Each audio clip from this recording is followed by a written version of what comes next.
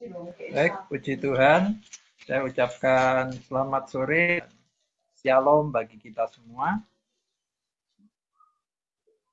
Puji Tuhan, kalau kita pada sore hari ini berkumpul dalam pendalaman Alkitab bersama dengan sahabat disabilitas berkat dan DDS Ministry, kita percaya dalam persekutuan ini kita akan sama-sama belajar, terutama mendalami Alkitab dengan lebih dalam, dan kita juga akan bersama-sama berdiskusi. Mari kita memulaikan ibadah kita akan berdoa terlebih dulu. Dan saya minta kesediaan dari Mas Robin untuk doa pembukaan. Dipersilakan Mas Robin.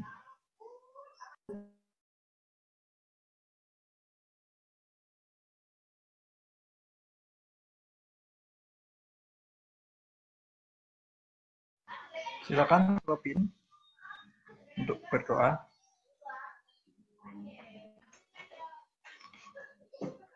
Masih di mute, Mas Robin.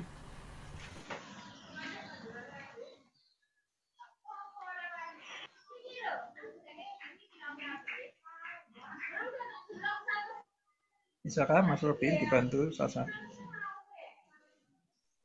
Ya, terima kasih. Ya. Baik, mari kita berdoa. Shalom, saudaraku. Sebelum kita mulai, mari kita berdoa. Bapa terkasih, terima kasih Tuhan atas berkat-Mu sepanjang hari hingga detik ini Tuhan. Engkau masih perkenankan kami kembali untuk boleh bertemu via Zoom. Terima kasih ya Tuhan. Sebentar kami akan kembali merenungkan firman-Mu, mendiskusikan apa yang menjadi firman-Mu, dan biarlah ini menjadi rema buat kehidupan kami dan dapat kami terapkan dalam kehidupan kami sehari-hari. Mampukan kami ya Tuhan untuk mencerna dan memahami firman. Ampuni setiap dosa-dosa kami ya Tuhan, dan biarlah kami layak menjadi anak-anak-Mu untuk boleh mendengarkan firman-Mu dan menjadi pelaku-pelaku firman yang baik. Terima kasih Tuhan, hanya di dalam nama Tuhan Yesus kami berdoa dan mengucap syukur. Haleluya, amin. Amin, puji Tuhan. Untuk doanya. Kita akan segera masuk dalam sesi kesaksian. Kalau ada saudara-saudara yang merasa diberkati Tuhan, baik itu mungkin selama seminggu ini, ataupun beberapa hari yang lalu, atau yang mungkin baru saja kita alami. Mari saya ajak kita untuk bersama-sama saling berbagi dan saling menguatkan satu dengan lain. Silakan jika ada yang ingin memberikan kesaksian, tentunya dipersilakan.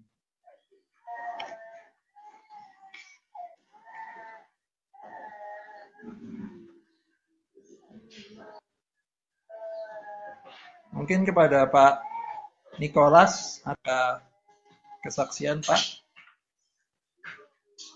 Tampaknya pertama kali hadir nih Pak ya di pendalaman Alkitab kita.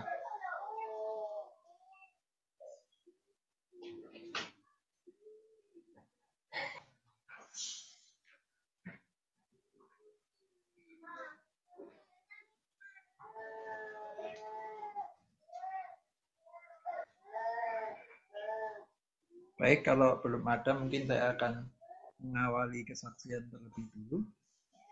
Saya bersyukur bahwasanya Tuhan masih memberikan kekuatan bagi saya untuk bisa mengikuti ibadah-ibadah yang berlangsung mulai dari kemarin.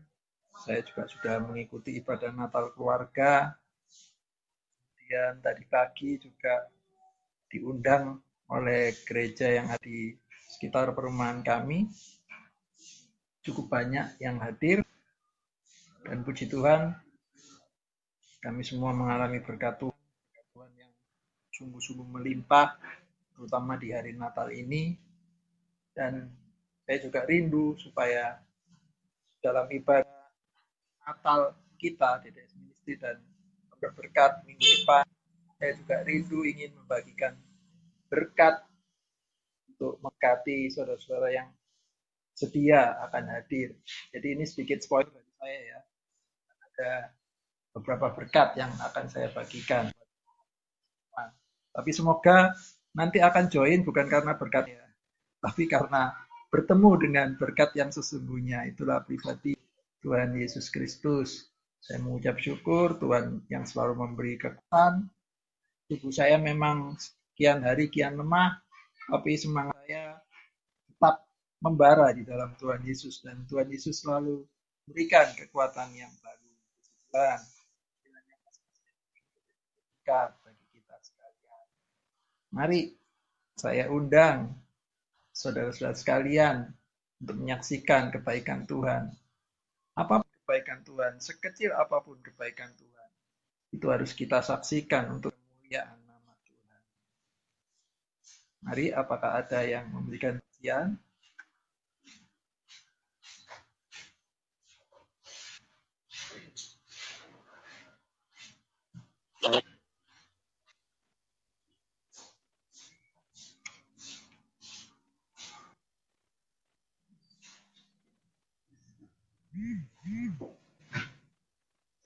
Ya, kalau belum ada, Saya Bro Stepi. Oh iya ya. Shalom, selamat sore saudaraku yang terkasih dalam Tuhan. Shalom. Ya, jadi saya harap dalam keadaan kita sehat-sehat ya. Saudara, pada di hari Sabtu papaku masuk rumah sakit. Itu ketika setelah tutup Sabat, aku juga sakit. Badanku meriang. Akhirnya ketika papa masuk rumah sakit, aku nggak bisa ke sana. Dan kami datang ke rumah sakit itu pada di hari Minggu. Puji Tuhan sampai ke sana pas papa baru masuk ruang operasi seperti itu. Tapi ketika dalam perjalanan dari rumah kami di Bogor ingin ke stasiun, dalam perjalanan itu di rumah depan rumah sakit puskesmas ya, yang puskesmas ya, rumah sakit itu ada bapak-bapak yang habis ditabrak sama kendaraan motor. Jadi mohon maaf, mohon cakap, kepalanya bersimbah darah, kaki-kakinya bersimbah darah. Karena saya tahu dari istri saya. Badan bapak itu naik angkot yang kami tumpangi juga. Posisi di angkot itu di situ penuh sekali penumpang. Sudah mungkin yang memakai pakaian saudara-saudara kita, saudara sepupu kita yang menggunakan pakaian agamanya mereka. Ketika bapak itu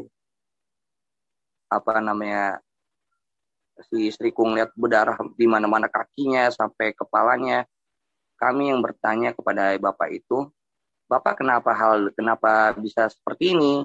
Kata bapak itu, saya ditabrak lari sama seseorang, jadi kakinya bersimbah darah, kepalanya pun bocor di dalam angkot itu. Kenapa tidak berobat, Pak? Kenapa nggak langsung ke rumah sakit? Itu berkecucuran udaranya. Tadi di rumah sakit itu tutup. Terus saya bilang, di depan kalau tidak salah ada rumah sakit, ada 24 jam. Ayo Pak, turun. Saya bilang seperti itu. Dia tidak mau sama sekali. Terus bagaimana? Saya tanya, rumah Bapak di mana?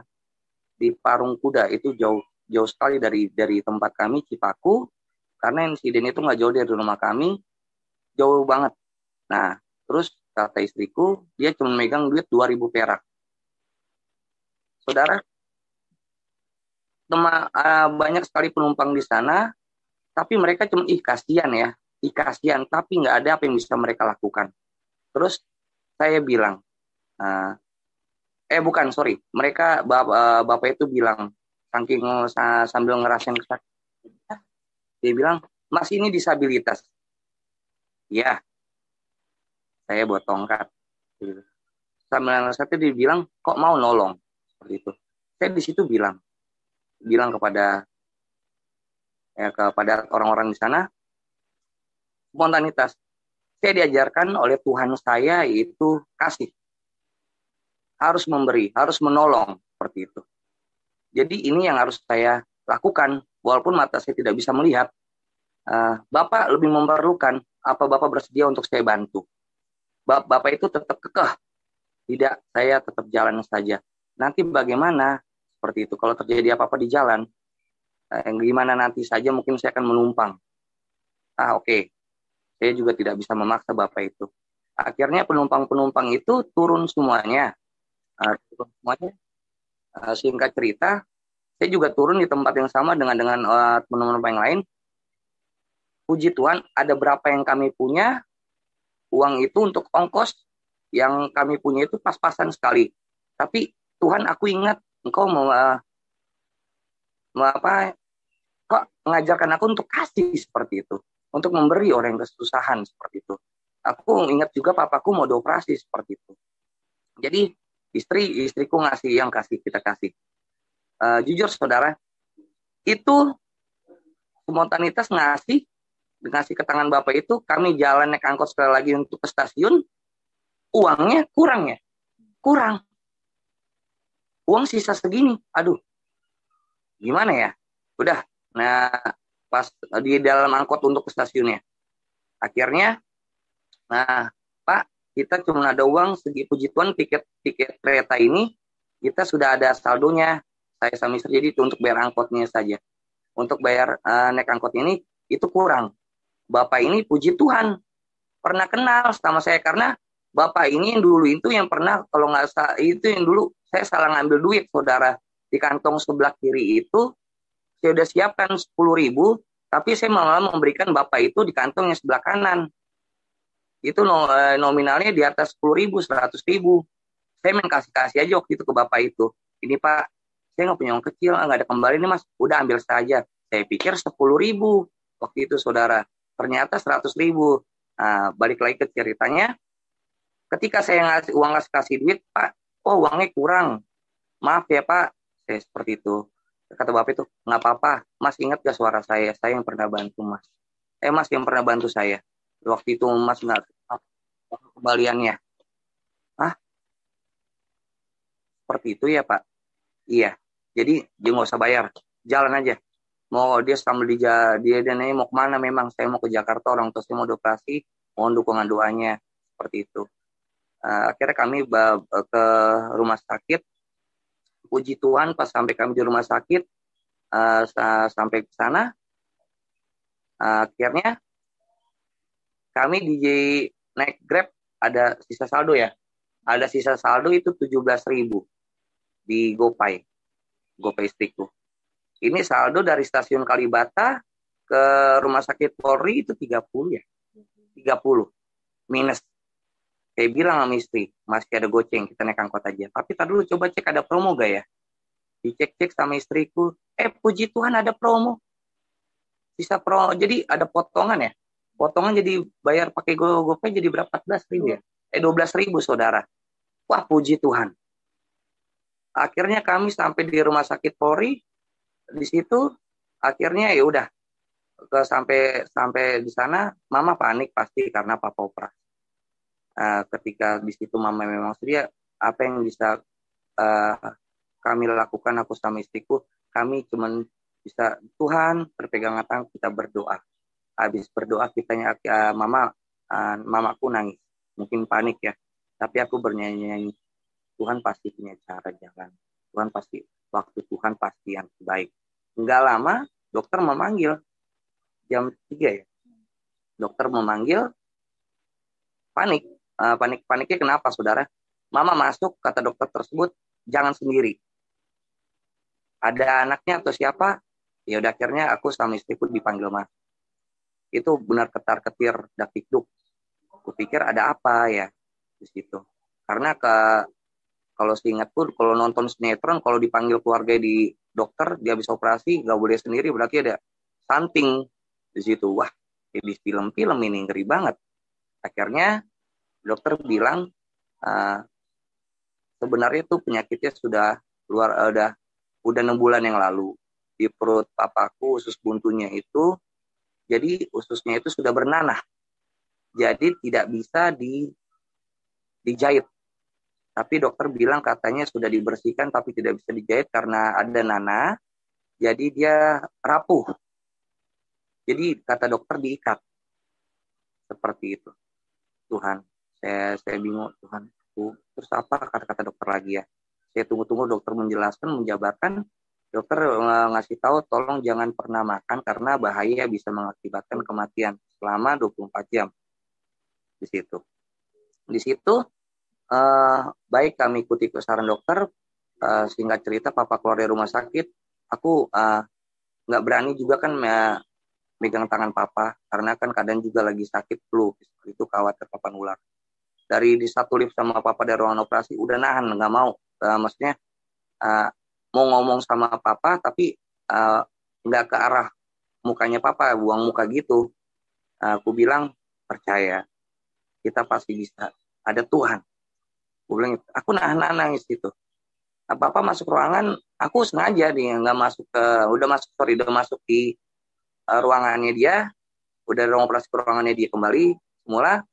Aku sengaja di luar tirai ya, di luar tirai di bangku itu nggak mau berani masuk karena kenapa? Pasti ya akan mewek gitu. Tapi mama sama Windy sengaja nyuruh aku masuk karena papa minta minta dilus-lus kakinya. Akhirnya di situ ngomong ngasih semangat buat papa. Dia bilang dia senang, dia minta dukungan doanya. Dia puji Tuhan ketika dia datang sudah sampai di rumah pas hari apa dia kata-katanya dia satu hal. Saya mau ninggalin rokok. Saya mau ninggalin kopi. Ya udah aku bilang bagus, tunggu-tunggulah di dalam Tuhan. Mungkin sudah waktunya Tuhan mau pakai papa. Ya, kalau memang Tuhan mau pakai saya, silakan. Saya mau. Bilang amin, Tuhan pasti punya rencana. Asal papa mau dipakai sama Tuhan. Karena selama ini papa tuh susah kalau untuk disuruh berhenti rokok ataupun kopi. Susah sekali. Tapi dia bilang dia ngomong sama saya pengen berhenti seperti itu. Saya puji Tuhan. Bagaimana nanti saya tidak tahu, tapi saya aminkan. Yaudah amin. Mudah-mudahan itu komitmen Pak. Tapi ketika dia, ayo Pak semangat untuk dengerin ibadah, duduk diem di situ. Ketika pada saat waktu hari Kamis sampai Sabat, puji Tuhan, Papa selalu, walaupun kameranya juga terkadang tidak nyala, Papa nggak mau disorot kameranya, dia ikut seperti itu, selalu ikut di Kamis dan Sabtu. Saya minta dukungan doanya agar di mana semuanya yang kerinduan dalam Papa dan Papaku benar-benar komitmen mau sungguh-sungguh meninggalkan semuanya, dia komitmen mau di dalam Tuhan.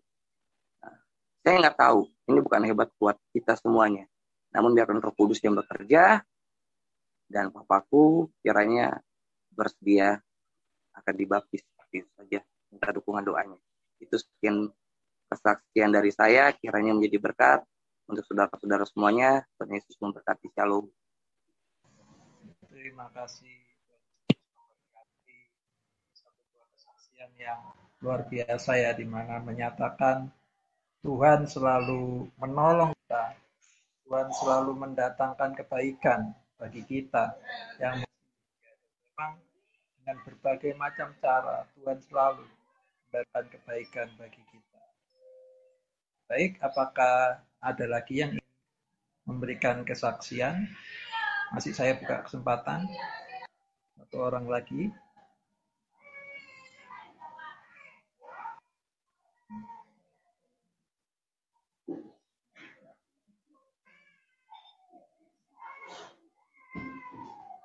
Baik, jika belum ada, kita akan bersama-sama memuji Tuhan. Sebuah pujian menyatakan bahwasanya Tuhan selalu menolong kehidupan kita.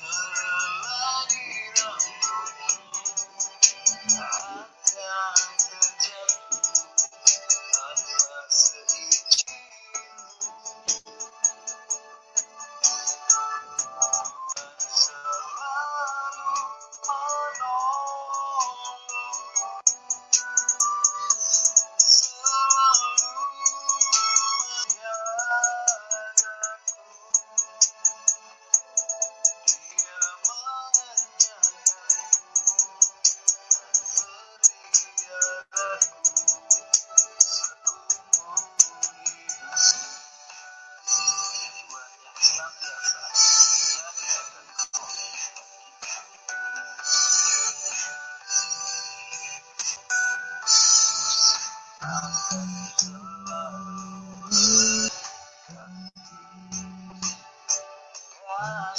Tuhan tetap abadi, tak akan berubah sampai selamanya. Tetap percaya, ku yakin Tuhan memberkati, ku yakin Tuhan melindungi.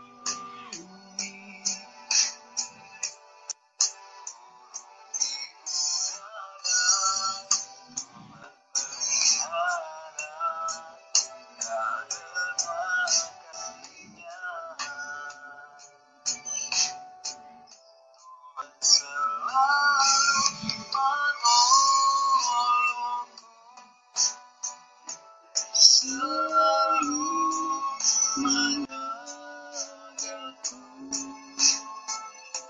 selagi tak akan terjatuh tanpa seizin. Selalu menolongku, selalu menjagaku. Dia mengenyangkanku dan peliharaku seumur hidup. Terima kasih Tuhan untuk segala kebaikan-Mu bagi kehidupan kami. Engkau sentiasa menolong kehidupan kami. Ketika kami membutuhkan pertolongan, Engkau selalu ada bagi kehidupan kami. Kami syukur Tuhan, mempunyai Allah yang begitu memperhatikan kehidupan kami. Terima kasih Tuhan.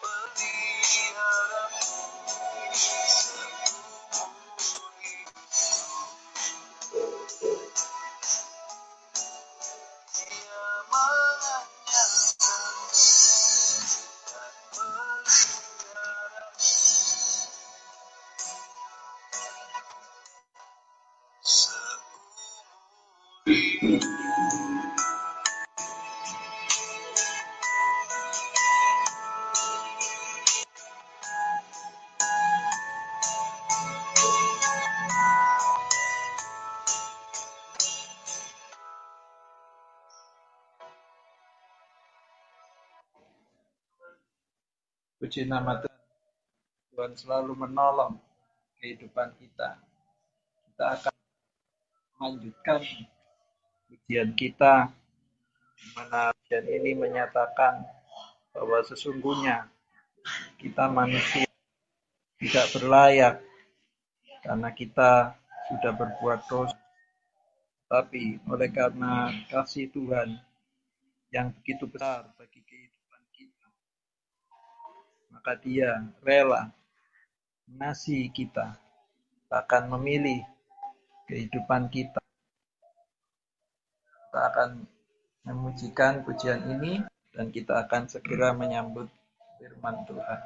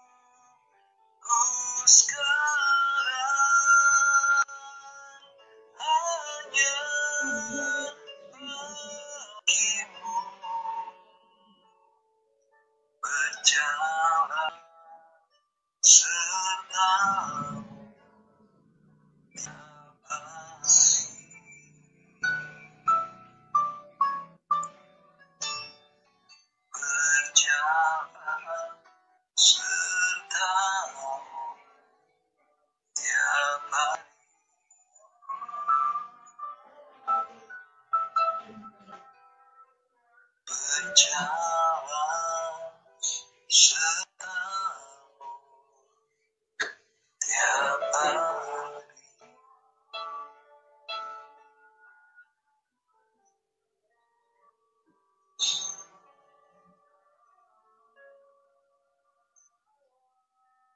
Tuhan, kita akan mendengarkan firman Tuhan, tapi kita akan terlebih dulu berdoa, dan saya minta kesediaan Brilian untuk berdoa masuki pendalaman Alkitab. Silakan Brilian.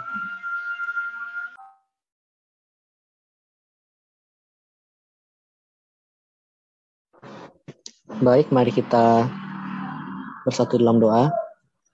Bapa kami ada di surga, kami bersyukur kami telah berkumpul di Zoom ini Tuhan. Kami juga telah mengangkat atau menyanyikan puji-pujian untuk menyambut kebenaran firman-Mu yang akan sebentar lagi dibawakan. Tuhan, kiranya Kau bisa selalu sertai ibadah kami dari sekarang sampai akhir nanti Tuhan. Kiranya Kau bisa jauhkan dari segala kuasa roh jahat atau segala gangguan apapun, agar ibadah kami bisa berjalan dengan cara baik. Berkati hamba-Mu yang akan memberitakan kebenaran firman-Mu di dalam waktu yang singkat ke depan ini Tuhan. Kiranya kebenaran firman-Mu yang dibagikan nantinya bisa kami serapi, kami renungkan, dan kami lakukan dalam kehidupan kami sehari-hari. Terima kasih Tuhan Yesus, hanya dalam nama-Mu kami telah berdoa dan mengucap syukur. Haleluya, amin.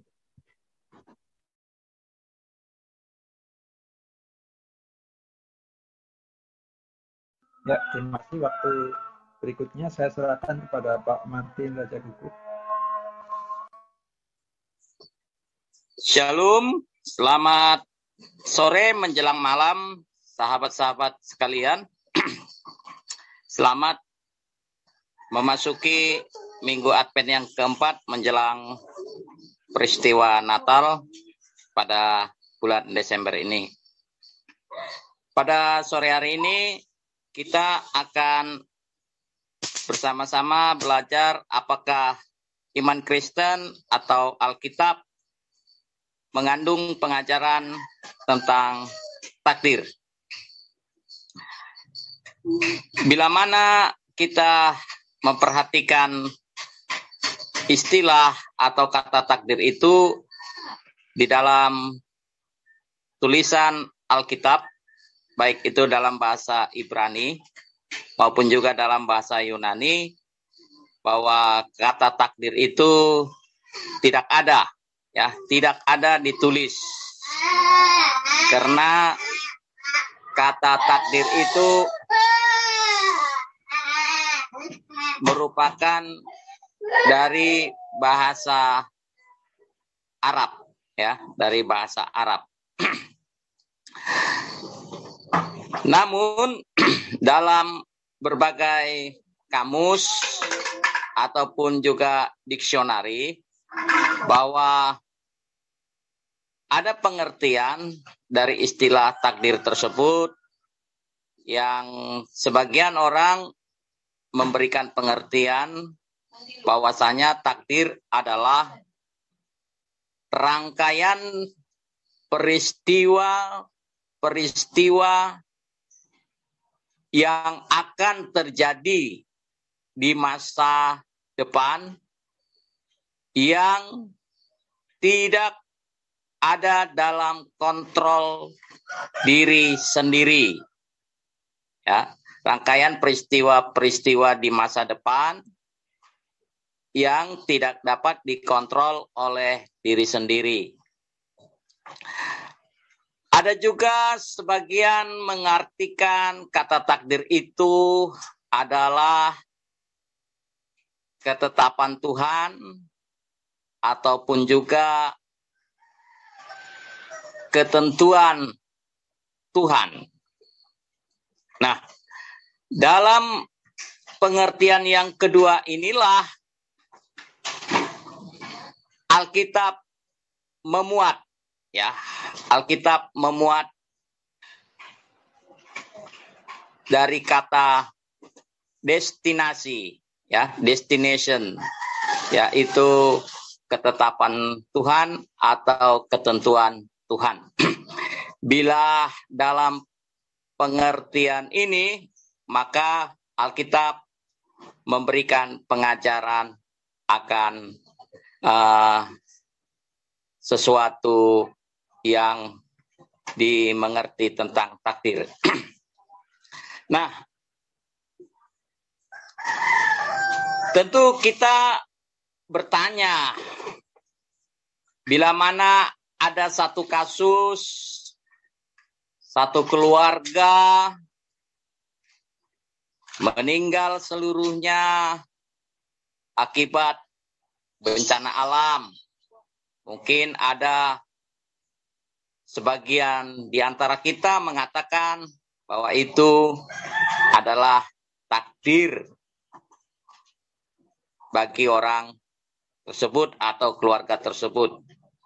Ataupun juga ada kecelakaan. Satu keluarga melakukan perjalanan, lalu mobil mereka mengalami kecelakaan, lalu seluruh penumpang kendaraan itu mengalami kematian. Ada juga sebagian orang akan mengatakan bahwa itu takdir hidup mereka. Nah, berbicara masalah hal-hal yang Tuhan telah tetapkan dan tentukan dalam hidup seseorang, ada hal-hal yang perlu kita perhatikan dari apa yang dinyatakan oleh Alkitab.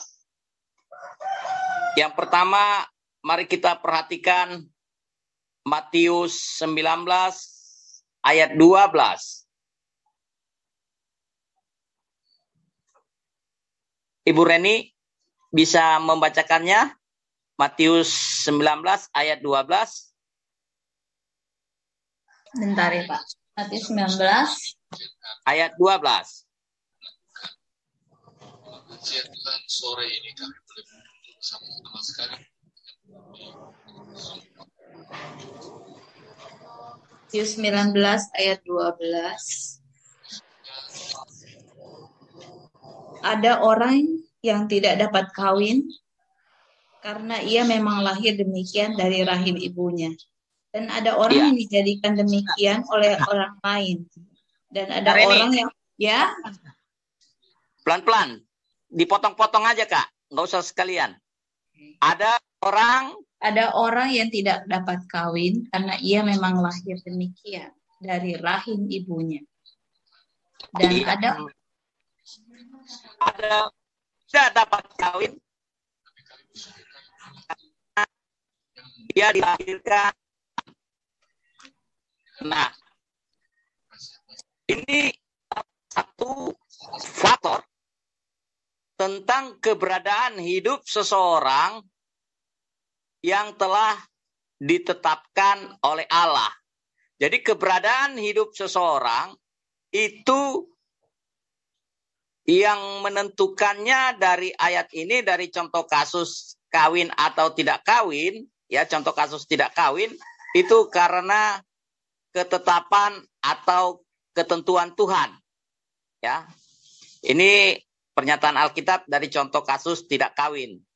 Nah, tentu untuk hal-hal kasus lainnya dalam keberadaan hidup seseorang, ada hal-hal yang Tuhan tetapkan terhadap diri orang tersebut. Dilanjut Kak, anak kalimat berikutnya.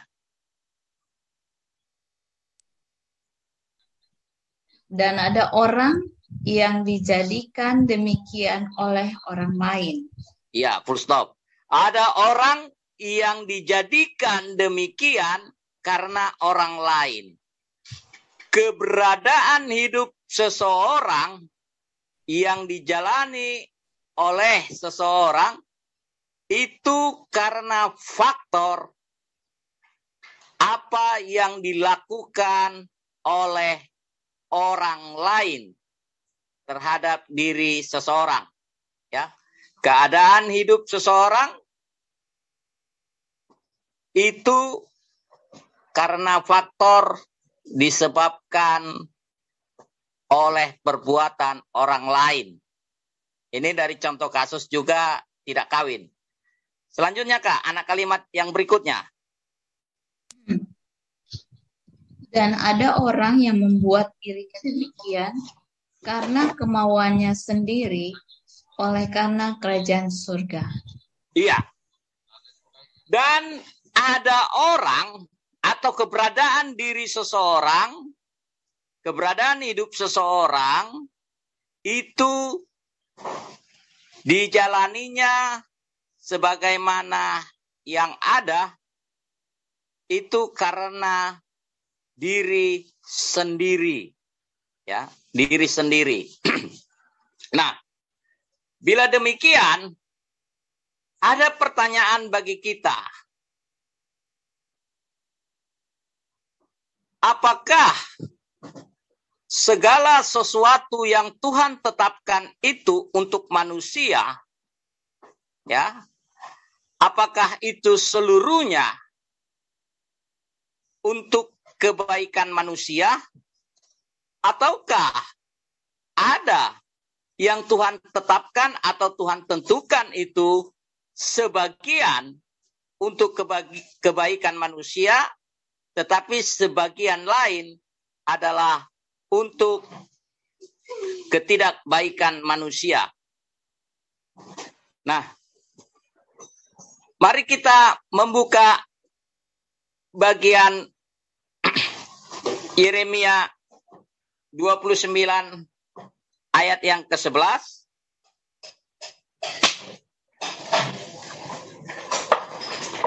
Silakan kembali Kak Reni, dibacakan. Yeremia 29 ayat 11. Sebab aku ini mengetahui rancangan-rancangan apa yang ada padaku mengenai kamu. Demikianlah firman Tuhan. Iya, full stop. Teman-teman, dari pernyataan Yeremia 29 ayat 11 dalam kalimat pembukaan ini, bahwa jelas sekali Allah yang menjadikan manusia adalah Allah yang Maha Tahu dan yang membuat terlebih dahulu rancangan-rancangan hidup seseorang, ya, rancangan-rancangan hidup seseorang, ya. Hidup saya, hidup Rian, hidup Kareni, kehidupan Pak Ronald, kehidupan Kak Sasa, kehidupan Melisa, semuanya diawali oleh rancangan Tuhan yang Maha Tahu. Itu yang pertama menjadi pegangan kita. Dilanjutkan Kak, anak kalimat berikutnya.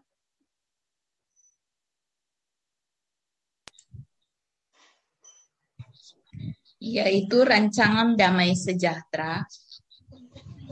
Dan bukan rancangan kecelakaan untuk memberikan kepadamu hari depan yang penuh harapan.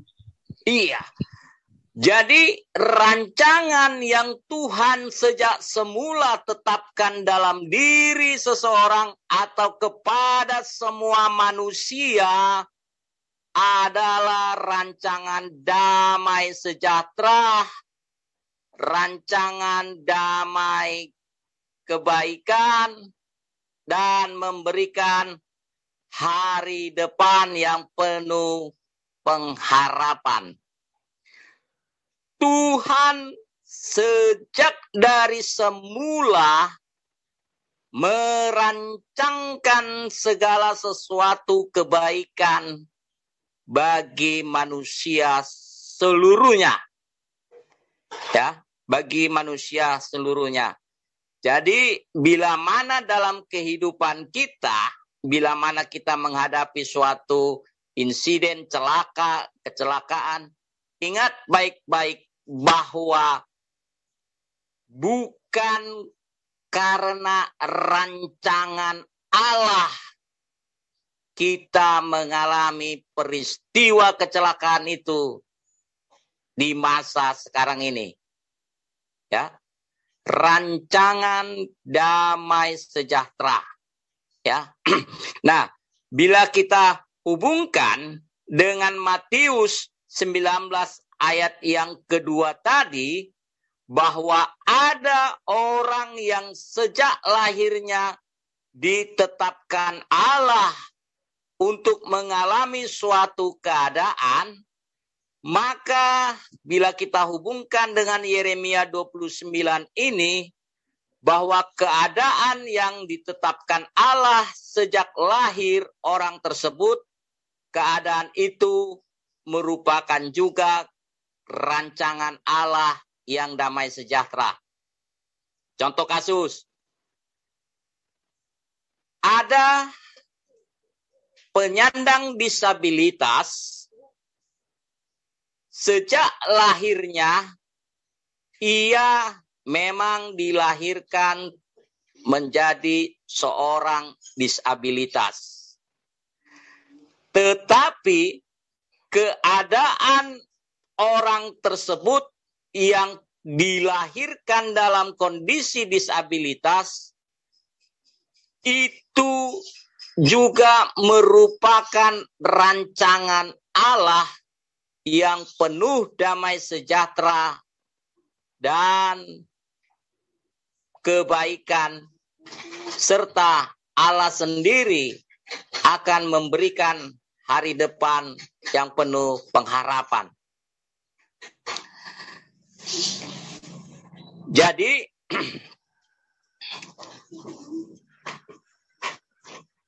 bila mana situasi ataupun keadaan seseorang mengalami suatu perubahan, ya mungkin di antara kita ada sebagai seorang disabilitas, dahulunya dia bukan seorang disabilitas, oleh suatu peristiwa dia mengalami suatu keadaan yang menjadikan dia menjadi seorang disabilitas, maka ingatlah baik-baik bahwa Tuhan tidak pernah merancangkan perubahan keadaan Anda dari seorang bukan penyandang disabilitas menjadi penyandang disabilitas. Itu merupakan rancangan kecelakaan yang bersumber dari Allah. Ya, yang bersumber dari Allah. Allah tidak menentukan itu. Nah, dalam 1 Yakobus 1 ayat 13, Yakobus 1 ayat 13, sorry. Yakobus 1 ayat 13.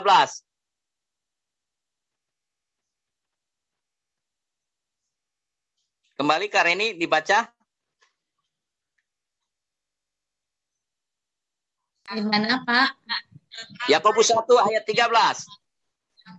Yakobus pasal 1 ayat 13.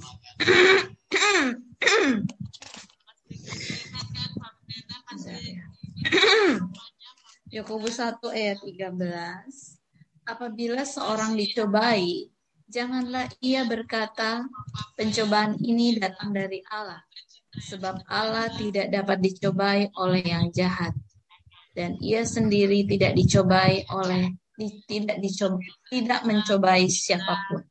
Nah, bila perubahan kehidupan terjadi di dalam kehidupan kita, seperti tadi, dari suatu kondisi bukan penyandang disabilitas menjadi penyandang disabilitas, ingat bahwa itu bukanlah suatu pencobaan yang bersumber dari Allah, ya, ataupun suatu keadaan persoalan-persoalan yang sedang kita hadapi, itu bukanlah bersumber dari Allah. Jelas Yakobus 1 ayat 13 mengatakan, Allah tidak pernah mencobai siapapun. Ya. Tentu kita harus pegang baik-baik bahwa pencobaan kita yang alami itu hanya bersumber dari dua pihak. Ya, dari dua pihak. Yang pertama adalah bersumber dari malaikat yang telah memberontak itu. Ya, yang telah memberontak itu. Dan ada juga bagian lain, mungkin nanti Opa Ronald bisa menunjukkan ayatnya itu, yang dari tulisan Rasul Paulus, bahwa pencobaan-pencobaan atau situasi sulit yang kita hadapi itu semua karena dari diri kita sendiri. Ya, dari diri kita sendiri. Pencobaan itu kita masuk dalam suatu keadaan pencobaan karena diri kita sendiri. Ya. Jadi bila keadaan kita mengalami suatu perubahan penuh masalah, ya, banyak persoalan, ingat bahwa itu kita anggap sebagai suatu pencobaan, bukan bersumber dari Allah, tetapi dari diri kita sendiri dan juga dari si jahat. Saya hanya ingat pernyataan Alkitab itu, kamu dicobai oleh keinginan dirimu sendiri. Itu, tapi saya lupa di mana ayat itu tertulis. Nah, ada kasus-kasus tertentu yang kita bingung untuk mengertinya, ya, untuk mengertinya. Saya angkat contoh kasus dari Yusuf, ya, dari Yusuf ketika dia di masa remaja, ya, ketika dia di masa remaja mendapatkan perlakuan dari saudara-saudaranya yang atas dasar kebencian, ya, atas dasar kebencian. Namun pada akhir kitab Kejadian pasal 50 ada suatu pernyataan yang indah dari Yusuf yang mengatakan, jikalau kalian, saudara-saudaraku, dahulunya mereka-reka kejahatan bagiku, tetapi Tuhan mereka-reka hal itu menjadi kebaikan untuk memelihara suatu bangsa. Dalam hal ini perlu kita maknai bahwa situasi yang jahat yang kita alami oleh karena perilaku dari orang lain yang membawa suatu perubahan keadaan hidup dalam diri kita, Allah sanggup mengubahnya semua itu, ya. Allah sanggup mengubah semuanya itu untuk mendatangkan kebaikan bagi diri kita, bagi orang lain, bahkan bagi kelompok yang lebih luas lagi. Ya. Dan kemudian kita melihat kasusnya Ayub. Ya, kasusnya Ayub. Ini banyak orang sepertinya Ayub kedapatan nasib sial ini, ya, kedapatan nasib sial. Seringkali istilah nasib sial sering mengganggu pikiran kita, ya, secara khusus bagi yang masih single-single, Waduh, udah capek gue mendekatinya, dasar nasib gue nasib sial, akhirnya direbut orang pacar gue, kan gitu. Ada pemikiran seperti itu. Nah, dalam contoh kehidupan Ayub juga ada hal yang perlu kita maknai. Bahwasanya dari Ayub 1 pasal 8 sampai Ayub 1 ayat 8 sampai 12 jelas sekali di situ bahwa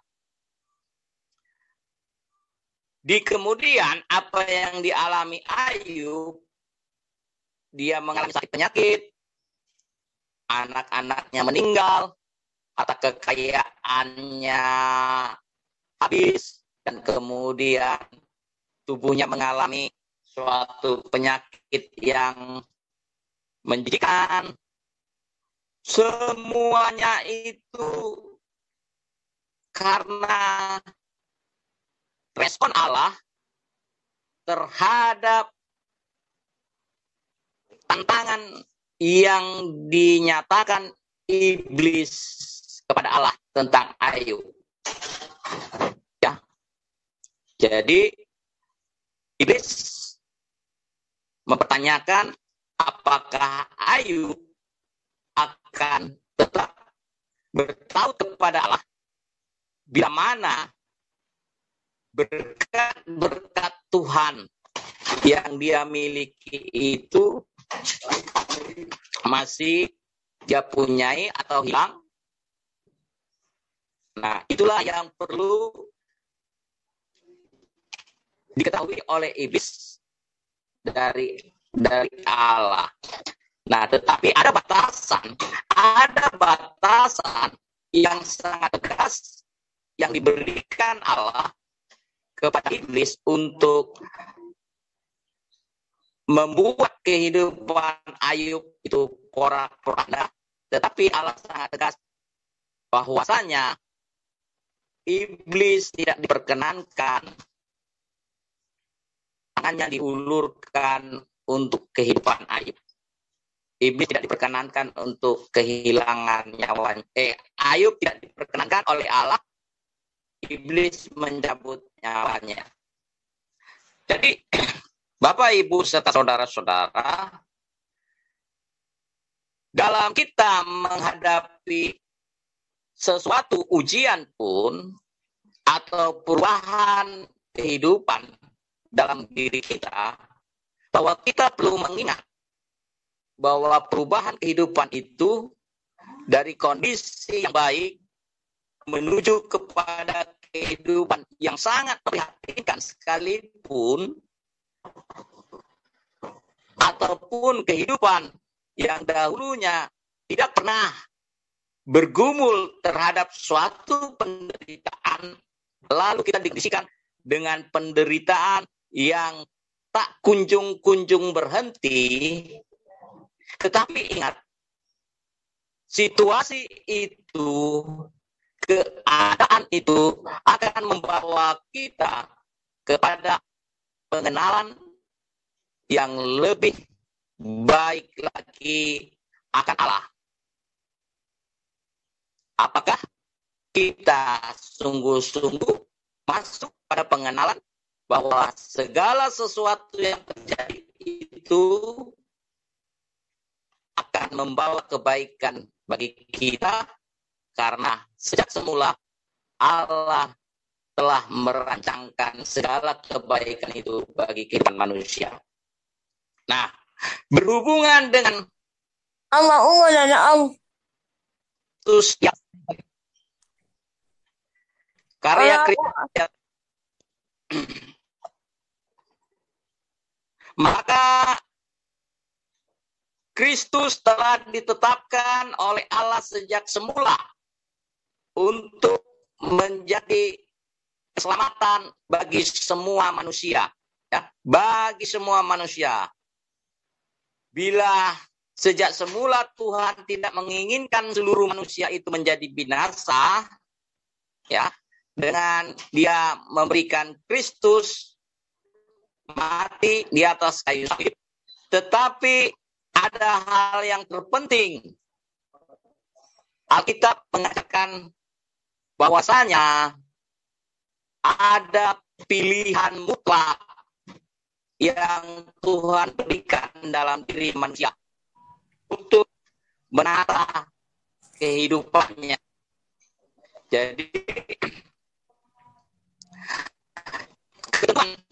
yang Tuhan tetapkan akan kesamaan, bahwasanya Tuhan tidak menginginkan manusia itu ada dalam kebinasaan, tetapi pada bagian lain Tuhan sangat menghargai kemutlakan kebebasan manusia memilih.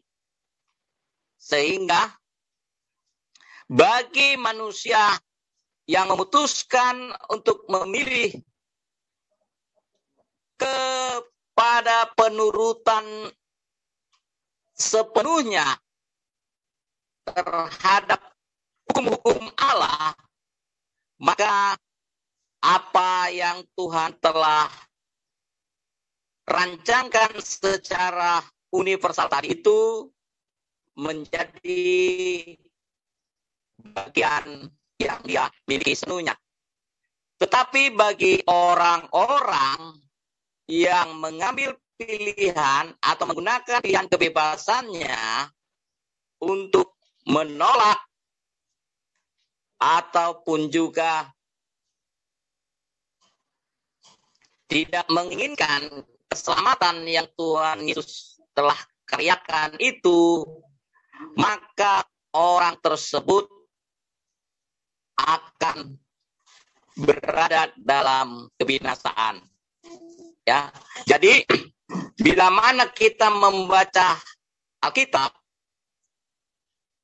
nanti ada, saya lupa pula, 1 Korintus 1 ayat 13, coba Kak Reni, 1 Korintus 1 ayat 13. 1 Korintus 1 ayat 13.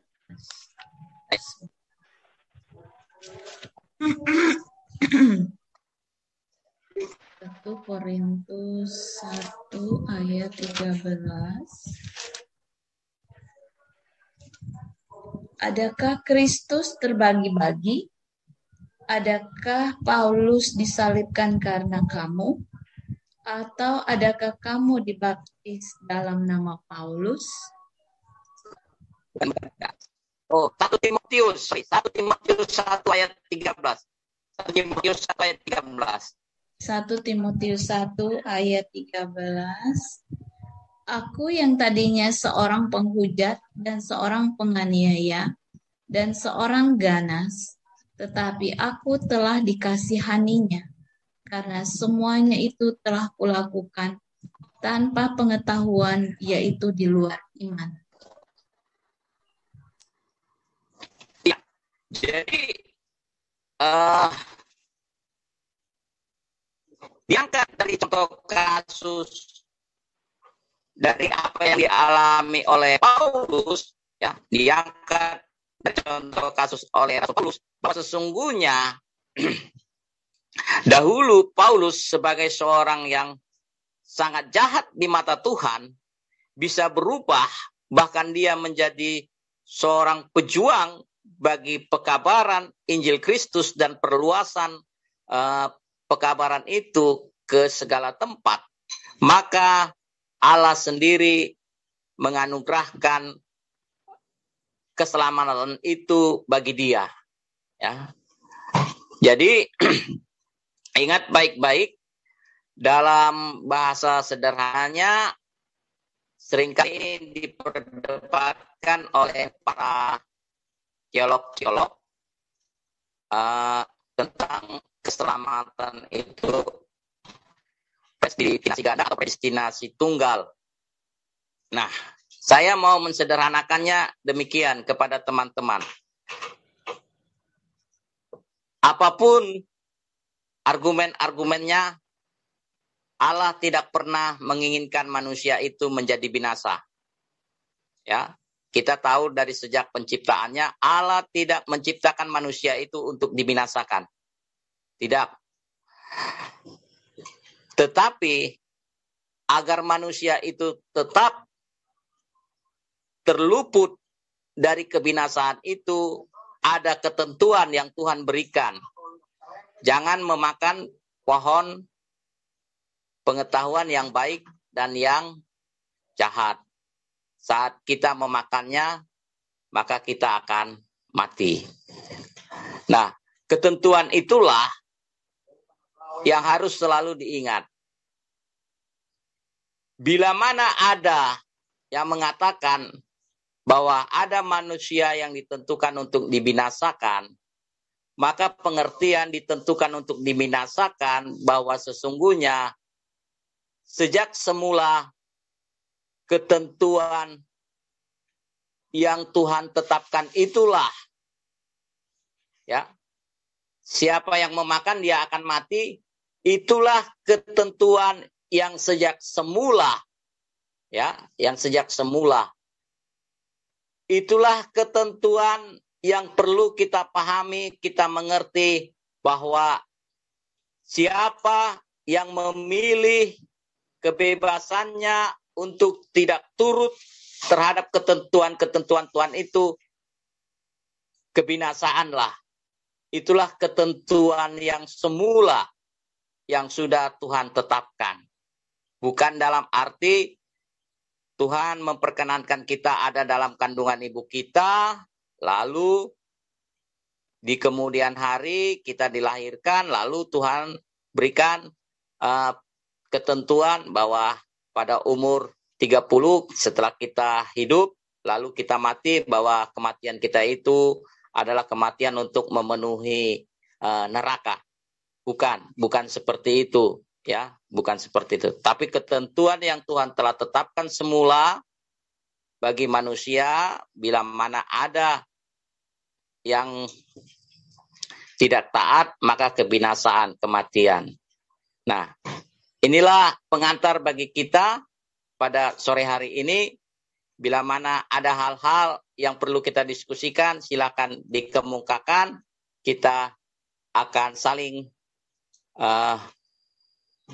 menambah pengetahuan di antara kita satu dengan yang lainnya. Terima kasih.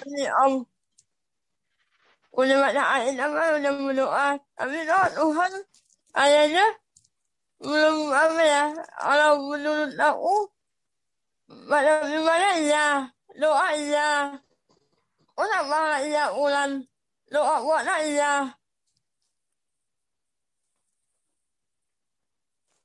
Halo. Halo. Kak Melisa, jadi kakak udah berdoa, udah berpuasa, udah baca Alkitab, tapi doanya tetap nggak dijawab gitu ya, kakak mau tahu itu kenapa, gitu ya Kak? Iya. Silakan Pak Martin.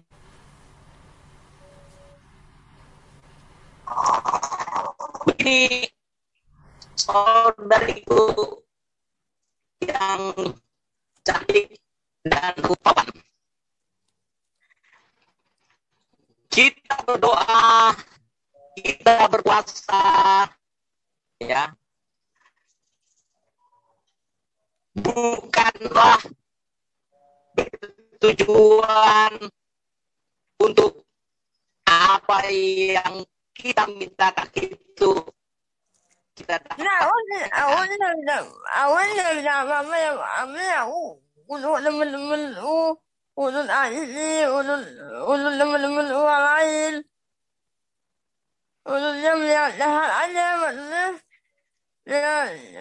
maju untuk lawan hidup, untuk doain teman-teman lain itu. Itu apa ya? Saudariku, kita jadi begini, dalam kita berdoa dan berpuasa, sesungguhnya kita membawa diri kita yang terbatas kepada Allah yang tidak terbatas sesuai dengan kehendaknya, bukan kehendak diri kita sendiri. Dalam keseluruhan permohonan kita, apakah itu menyangkut orang lain, keluarga, sahabat-sahabat, pekerjaan, semuanya itu kita serukan kepada Allah yang tidak terbatas itu sebagai suatu pernyataan diri kita kepada Tuhan. Aku manusia yang tidak berdaya dan membutuhkan pernyataan kuasa Tuhan untuk menolong sesuai ketetapan Tuhan. Jadi bila mana waktu Tuhan menyatakan kuasanya itu tidak dalam waktu cepat, disitulah kita belajar mengerti lebih dalam lagi hakikat Tuhan yang kita percayai itu, bagaimana uniknya Tuhan mengerjakan segala sesuatunya. Bukankah ada nasihat firman Tuhan, segala sesuatu yang Tuhan kerjakan tepat pada waktu Tuhan, itulah yang terindah bagi kita. Jadi bukan kita yang menyetir atau bukan kita yang pegang remote control untuk bisa mengendalikan Tuhan dalam seluruh permohonan kita.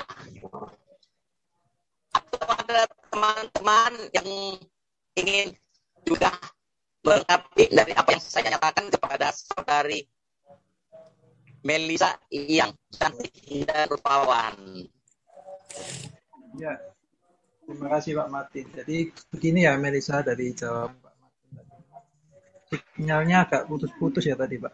Tapi yang saya tangkap ini, jika kita memohonkan suatu doa kepada Tuhan, jangan kita yang mengontrol Tuhan. Tapi jawaban dari doa itu adalah harus sesuai dengan kehendak dan ketetapan daripada Tuhan. Di otoritas yang menentukan itu, jawaban itu adalah dari Tuhan, ketetapan dari Tuhan, bukan daripada kita. Jadi kita balik, kita yang mengontrol Tuhan, tapi Tuhanlah yang mengatur seluruh kehidupan kita. Seperti itu, Melisa. Oh ya, amin. Berarti udah ya. Ya. Berarti udah Tuhan kemarin omongan begitu. Berarti Tuhan benar ya. Ya, mungkin jawaban Tuhan Melisa harus diminta dengan Jawab sabar. benar, jawab Tuhan nama. Ya, Mel. Berarti jawab benar Tuhan nama nama. Oh, tiap-tiap jawaban kan berbeda-beda kita. Jadi tiap doa kita kan juga berbeda-beda. Berarti dan kemarin Tuhan bicara nama aku itu. Berarti aku nanya nama Om ini berarti jawabannya berarti nama. Mungkin maksudnya jawabannya Tuhan sama jawabannya Om Martin Raja Guguk sama gitu, kata Melisa. Sama Om Devi. Sama Om Stevi. Iya, sama. Tadi Om Stevi cuma nyampaikan tentang jadi memang kira-kira seperti itu ya. Oke, mungkin Melisa memberikan kesempatan ke yang lain dulu ya. Iya. Oke, silakan, mungkin ada yang lain yang ingin bertanya atau mungkin ingin memberikan bahan. Saya persilakan waktunya.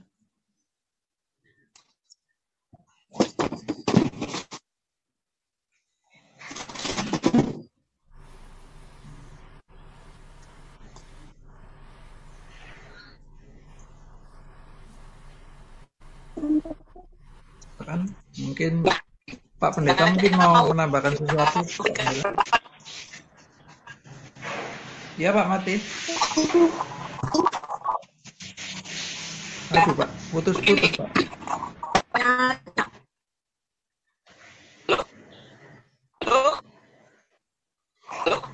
Iya. Masih putus-putus Pak sinyalnya Pak.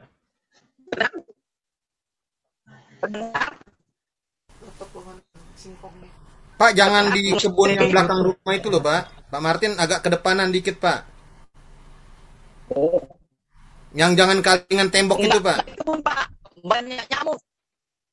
Banyak nyamuk. Pak, di kebun ini Ini Bapak yang di depan itu, Pak, depan rumah itu yang di dekat tembok itu. Pakai sovel, Pak Martin pakai sovel. Pakai lotion. Ini zoom. Apa yang ngezoom? Zoom bener-bener tadi. Suara. Pakai sovel. Belum Pak, masih putus-putus Pak.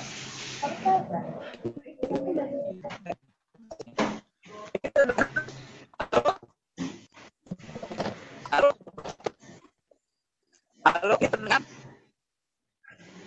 Masih sama.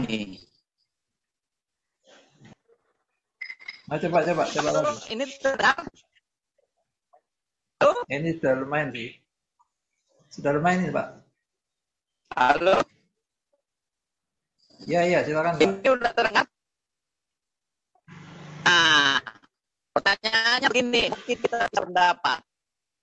Jika memang Tuhan merancangkan segala kebaikan bagi kita semua, tapi kenapa Tuhan ya memperkenankan kita menyimpang, gitu ya, menyimpang, menempuh keinginan kita sendiri gitu. Ada apa gitu loh? Apakah seakan-akan Tuhan menyembunyikan kemahakuasaannya gitu? Nah, ini gimana ini teman-teman terhadap kasus ini? Gitu. Gimana bisa bilang? Muncul pertanyaan ini. Kalau memang putus-putus lagi, Pak. Kalau memang Tuhan sejak semula merancangkan segala kebaikan bagi seluruh manusia, di manakah Tuhan ketika manusia itu bisa menyimpang perjalanannya gitu loh, dalam banyak hal kejahatan gitu. Seakan-akan Tuhan itu menyembunyikan kemahakuasaannya gitu.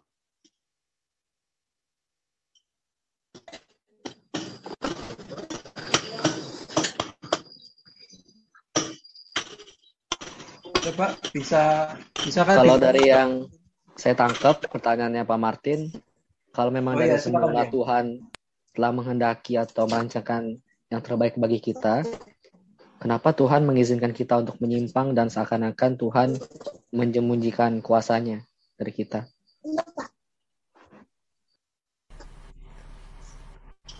Rian. Iya, betul Bang Rian. Seperti itu. Gimana? Iya, Pak Ronald.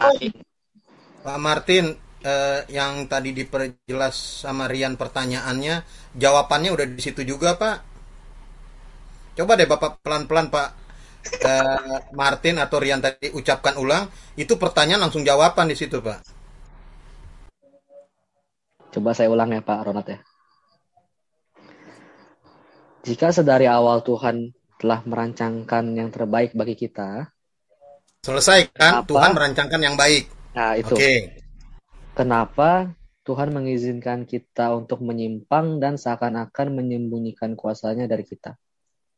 Emang kita tahu Tuhan mengizinkan, kitanya yang menyimpang, itu jawabannya. Jadi cuma dicoret aja diizinkannya. Orang kitanya yang menyimpang.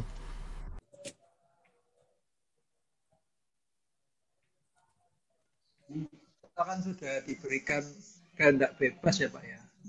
Jadi dari semula Tuhan itu kan selalu merancangkan yang terbaik buat kita. Pak Ronald, saya jangan dimarahin dong Pak, saya kan cuma bacain.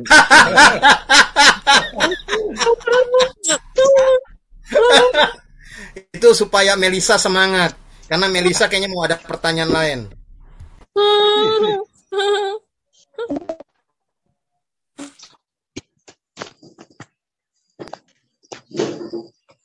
Ya, apakah ada yang ingin menanggapi teman-teman? Aku nggak ngerti.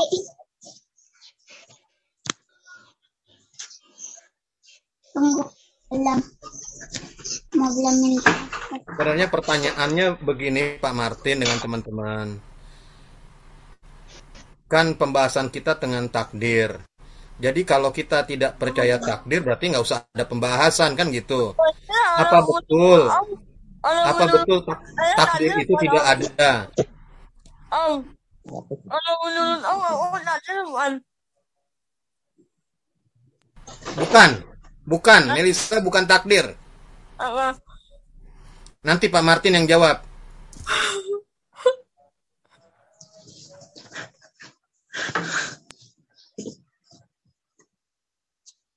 Hilang ini sinyal kita. Enggak itu.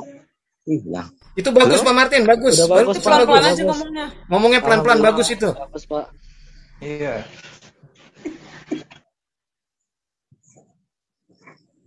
Iya? Opa? Halo? Bagus, Pak. Bagus. Silakan. Oh. Iya, Silakan, Pak.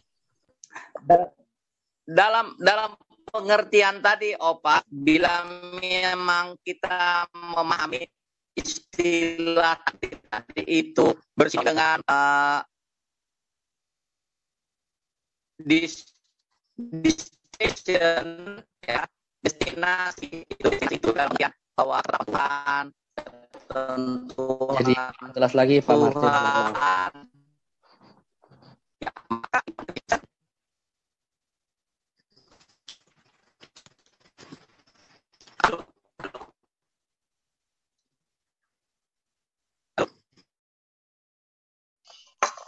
Ini aja. Tampaknya sinyalnya tercuri oleh nyamuk-nyamuk tadi kayaknya.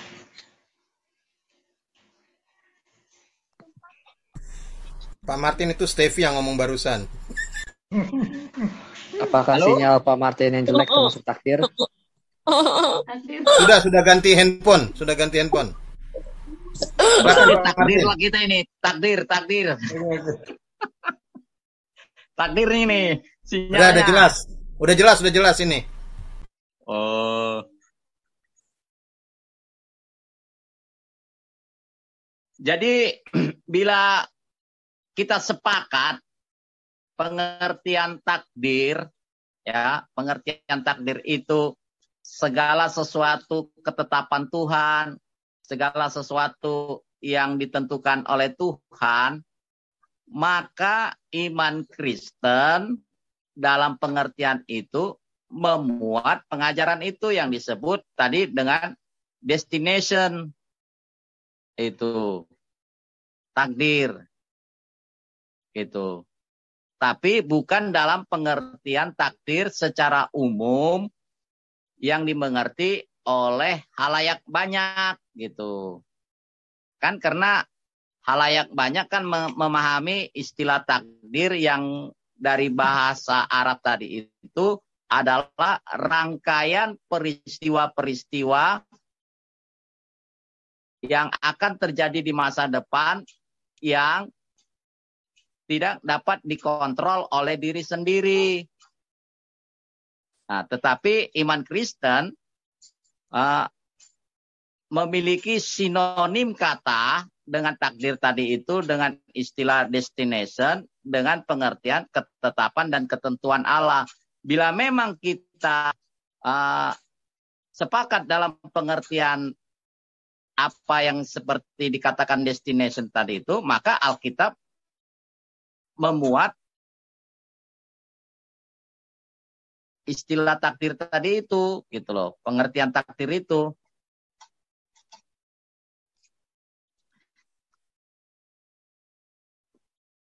Begitu, Opa Ronald. Halo? Iya, Pak.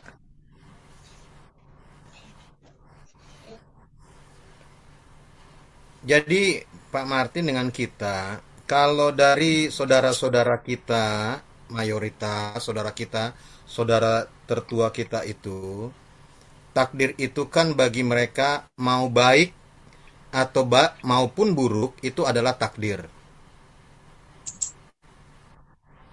Sedangkan dari kita, semua yang baik, sama seperti ketika Tuhan menciptakan bumi ini, maka itu asalnya dari Tuhan. Jadi yang tidak, itu adalah akibat dosa, itu bukan dari Tuhan.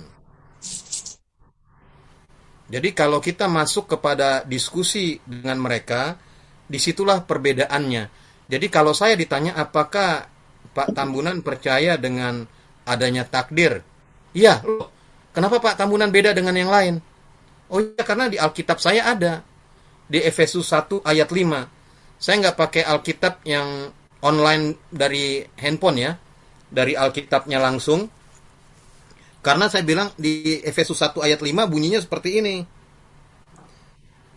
Dalam kasih, Ia, huruf besar, telah menentukan kita dari semula oleh Yesus Kristus untuk menjadi anak-anaknya sesuai dengan kerelaan kehendak-Nya. Nah, kalau di situ itu pengertiannya. Kalau mau jadi lebih jelas, maka kita bisa lihat di ayat 4. Sebab di dalam Dia Allah telah memilih kita. Allah telah memilih kita sebelum dunia dijadikan, supaya kita kudus dan tak bercacat di hadapannya. Inilah takdir yang benar. Karena tidak ada takdir itu rancangan yang negatif. Kalau orang pergi ditabrak, wah itu udah takdir. Nggak ada. Oh, Gunung Semeru meletus, mereka berada di situ, itu nggak ada. Itu akibat dosa. Tapi semua yang dibilang di dalam ayat 4, Efesus 1 ayat 4, itulah takdir di kita. Lalu mereka tanya balik, loh kalau gitu selama ini kenapa dong ya kita selalu berhadapan bahwa tidak percaya adanya takdir? Ya tergantung masing-masing. Tapi saya menafsirkan Efesus 1 ayat 4 sesuai dengan ayatnya. Tuhan memilih saya dari awal untuk hidup kudus. Tapi saya menyimpang. Nah itu bukan takdir. Nah di mereka mau negatif, mau akibat itu kesengsaraan, mau atau tidak segala macam, itu adalah takdir. Makanya mereka menggunakan ada takdir baik, ada takdir yang tidak baik. Ya kita harus terima aja. Padahal tidak. Kalau dia tidak menyeberang, dia nggak mati. Tapi dia paksa menyeberang, ya mati tabrak. Ah udahlah, udah takdir. Kita terimalah. Kalau itu yang ditabrak adalah umat Tuhan, maka ketika nyebrang dia mati, maka akan dituntut pakai hukum, lapor polisi segala macam. Kalau mereka nggak pasrah, ya udahlah, udah mati, udah nasib itu. Nah, ini yang perlu kita luruskan bila mana diskusi. Saya pikir nggak tahu pencetus untuk bahas ini takdir siapa, tapi bagi saya supaya kita bisa masuk ke sana. Menurut aku sih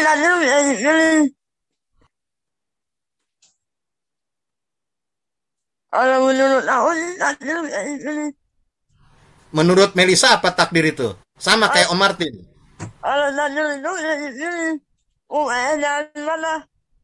Takdir itu ditulis katanya. Takdir itu ditulis. Udah dituliskan. Iya.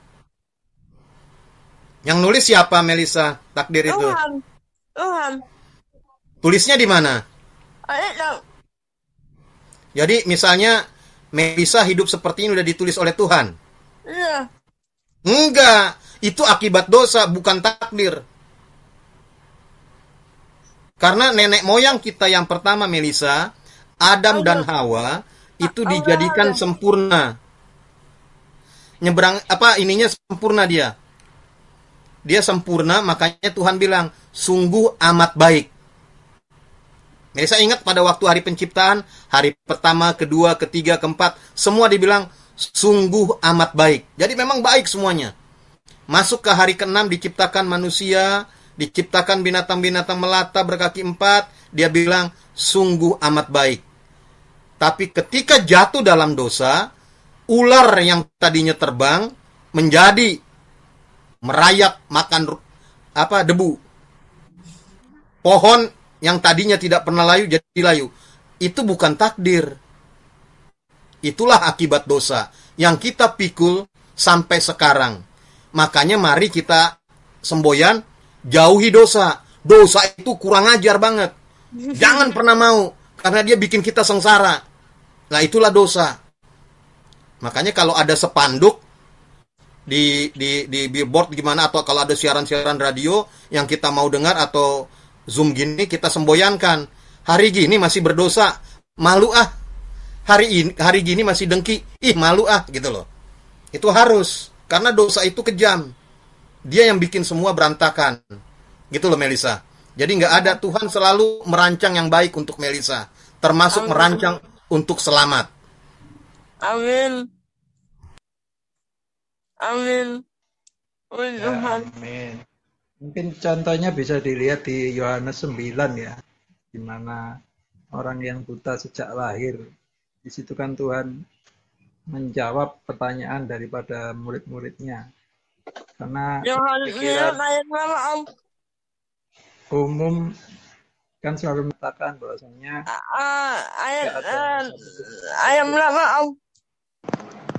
Ayat berapa katanya, Kak Stevi? Yohanes Ditanya 9 ayat mulai ayat 1. Bentar. Yohanes 9 mulai ayat 1. Ayat 3 sepertinya Kak Stevi. Ya, maksudnya secara keseluruhan biar dibaca sama Melisa. Mulai ayat 1 sampai selesai perikopnya ini ya. Sampai yang terakhir. 1 sampai 41 deh itu. Jelas sekali. Tapi yang saya mau bahas ini. Yohanes 9 ayat 1 sampai 41. Itu bisa dibaca secara keseluruhan ya. Tapi yang saya mau katakan ini apa, mengenai bagaimana Tuhan yang justru yang dikatakan orang-orang itu sebagai kejadian yang buruk, itu justru dijadikan Tuhan sebagai kesempatan untuk menyatakan pekerjaan-pekerjaan Tuhan di dalam kehidupan orang itu. Memang benar, takdir yang dari Tuhan itu selalu mendatangkan yang baik. Sekalipun mungkin secara kenyataan dalam pandangan umum itu dianggap sebagai sesuatu yang tidak baik.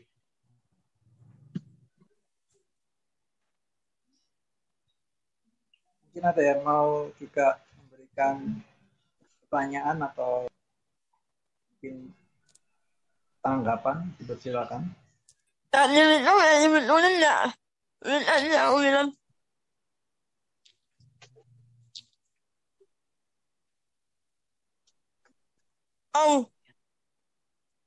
Ya.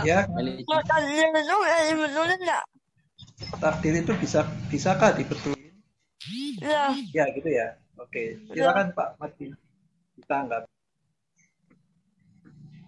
Takdir bisa dibetulin. Nah, pemahaman Melisa takdir itu apa, Melisa? Gitu loh. Menurut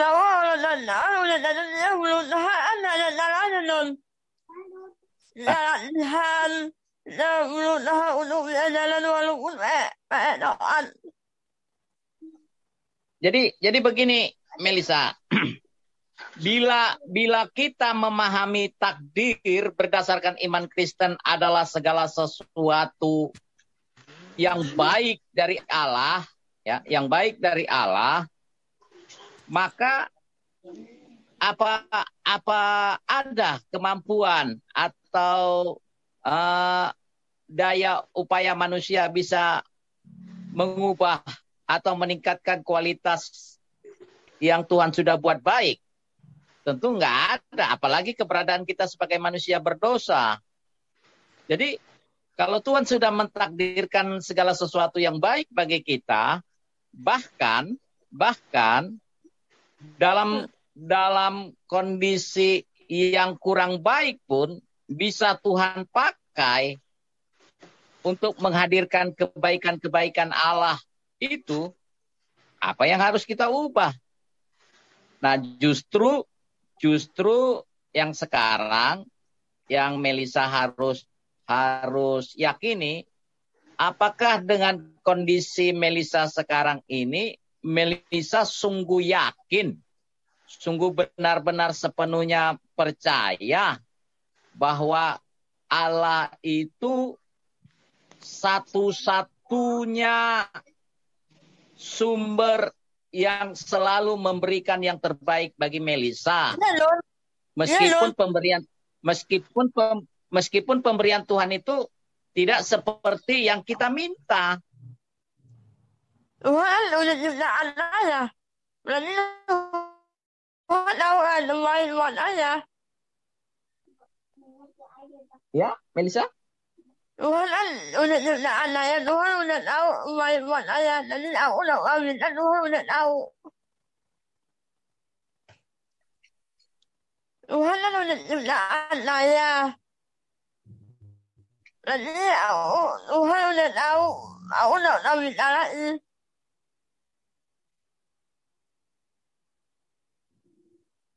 Pak Ronald bisa dibantu apa? Tuhan kan sudah ciptakan saya, berarti Tuhan tahu apa tadi Kak Melisa? Udah tahu dan main. Udah tahu buat Udah tahu apa? Main. Udah terbaik buat Melisa gitu kan? Iya. Iya. Oke.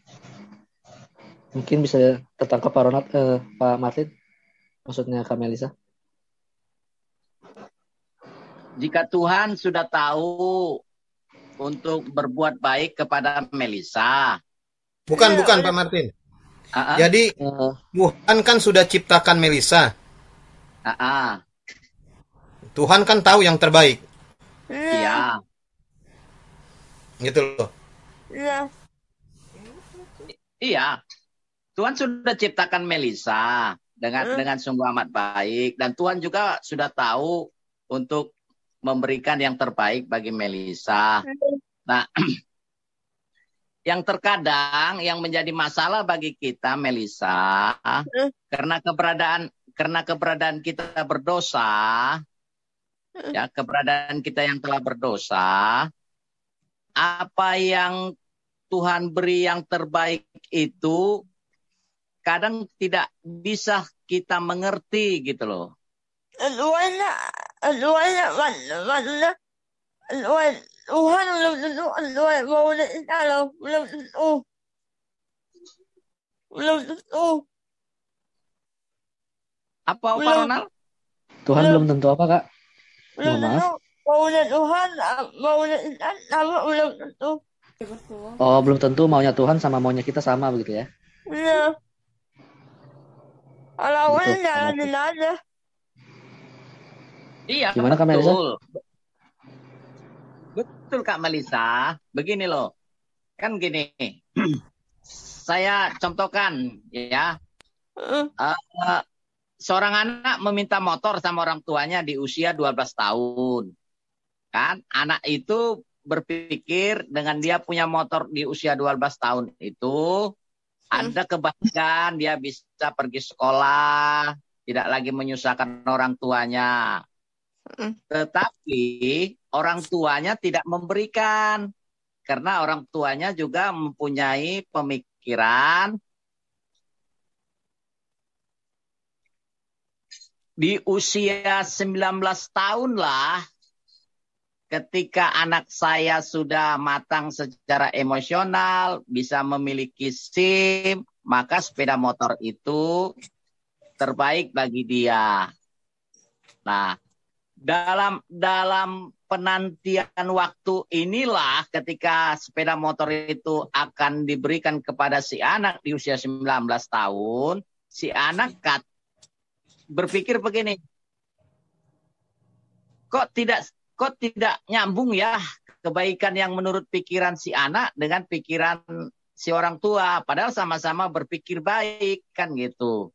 Nah, orang ini ya, 12 tahun itu melawan atau tidak ya? Anak-anak kan orangnya 12 tahun nih, itu melawan atau tidak? Iya, justru dengan keberadaan Tuhan yang Maha Tahu tentang segala sesuatu untuk hidup kita, maka sesuai dengan pengaturan-pengaturan Tuhan itulah apa yang terbaik itu diberikannya secara bertahap demi bertahap sesuai dengan perkembangan diri kita, sesuai dengan pemahaman kita tentang Allah, itu dinyatakan Tuhan bagi kita, Kak Melisa. Nah, tadi kan aku bilang, orang tua, buat anaknya 9 tahun, 9 tahun. Kalau itu, kalau misalnya 12 tahun itu melawan atau tidak ya? Iya. Kan Melisa. Hah? Jadi Pak Martin kasih tahu kayak gini, Melisa. Ya. Ketika umur 12 tahun, dia minta orang tuanya tidak kasih tunggu 19 tahun. Cuma Pak Martin kasih tahu bahwa seolah-olah anak itu maksudnya baik juga. Enggak nurut dia. Disuruh 19 tahun, umur 19 tahun baru dapat motor, dia tetap ngotot 12 tahun. Itu bukan baik. Nggak ada maksudnya si anak baik di situ. Karena dia ngotot. Nah, supaya dia bisa dapat keinginannya, umur 12 tahun dia dapat motor, makanya anak itu jadi orang tua. Jadi begitu juga kita ke Tuhan. Kalau keinginan Tuhan supaya kita menurut, kita nggak menurut, ya kita jadi Tuhan. Tuhan bilang kepada kita sabar, kita nggak sabar, ya kita jadi Tuhan supaya bisa kita. Nah ini yang kering kali, makanya cerita tadi Pak Martin, anak itu nggak baik Pak Martin. Jadi bukan dibilang kedua-duanya punya maksud baik, enggak. Orang tua itu jelas, ada aturannya. Karena 19 tahun, 17 tahun punya KTP, kematangan sudah. Jadi jangan seperti Melisa bilang tadi, berarti anak yang 12 tahun itu menurut enggak dia? Karena dia minta terus, desak terus. Ya enggak, karena dia desak terus. Nah, lain kalau itu cerita di Nagabonar. Maka dikasihlah motor itu, Melisa. Anak 12 tahun itu naik motor. Nabraklah dia. Nabrak, bapaknya bilang, matilah kau sekarang. Kau mintalah kau, makan cacinglah kau sekarang. Sudah aku bilang 19 tahun. Masih ngelawan kau, minta lagi motor kau. Udah mati mau minta motor lagi. Ku kasih kau motor lain. Gitu loh. Jadi posisinya kita harus lihat, meyakini Melisa punya iman, Melisa tahu Tuhan. Jadi kalau Melisa berdoa, kenapa si A begini, si A kok nggak jawab saya, si B kok nggak ini, ya serahkan aja sama Tuhan. Melisa nggak usah bilang lagi, Tuhan kok kenapa sih kayak begini, nggak perlu. Tuhan cuma bilang ke Melisa, sabar. Sabar. Melisa dilatih sabar. Sabar. Nah, sebaliknya ketika Melisa mau kasih ke si A, apa namanya itu? Hadiah Natal, ke si B hadiah Natal. Sementara di sini ada Om Ronald, ada Om apa tadi? Om Robin. Itu dulu diutamain. Om Stevie nanti dulu, Om Rian nanti dulu gitu Melisa. Terima kasih. Ya, jadi cukup menarik ya topik ini ya. Mungkin karena keterbatasan waktu kita, karena sudah mendekati jam 7, mungkin topik ini kita akan lanjutkan di tahun depan ya Pak Martin ya. Karena minggu depan kan ibadah Natal ya.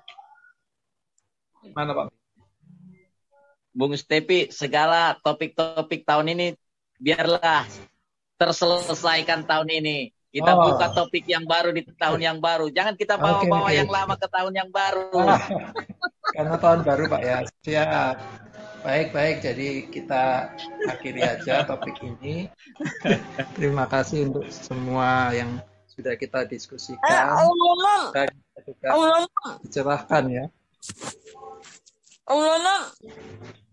Om Stevi, Melisa mau tanya lagi. Silakan, Melisa.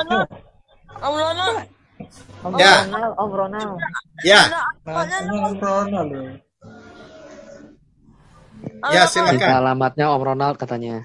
Sudah di Om Ronald mau dimarahin tuh. Siap.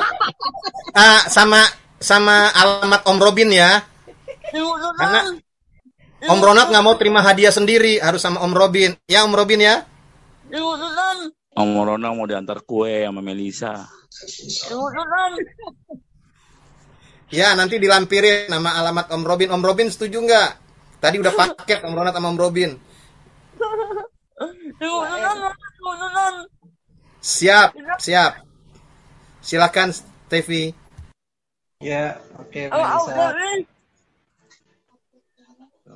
Nanti kita lanjut lagi ya, karena ini waktunya sudah sangat mepet sekali ya, Melisa ya. Kita lanjutkan, mungkin bisa secara pribadi ya, Japri ya. Oke, kita akan masuk dalam doa syafaat dan juga doa berkat. Jikalau ada saudara-saudara sekalian yang ingin memohonkan doa, bisa dipersilakan. Oh iya, Pak Pendeta ini nanti yang akan berdoa ya? Ya, siap Kak Stevi. Ya, Pendeta ini juga, tadi ada juga permohonan doa dari Edwin. Jadi iya dia Kak? lagi pusing kepalanya. Jadi dalam perjalanan tadi dari Kediri ke Surabaya, kepalanya pusing. Baik Kak, akan kita doakan ya. Silakan, mungkin ada lagi yang ingin didoakan.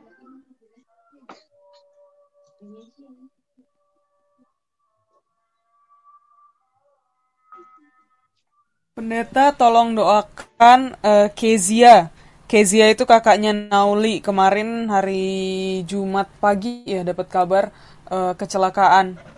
Ditabrak orang mabuk. Di Purwokerto. Di Purwokerto. Kezia. Kakaknya Nauli namanya Kezia. Baik, akan kita bawakan dalam doa.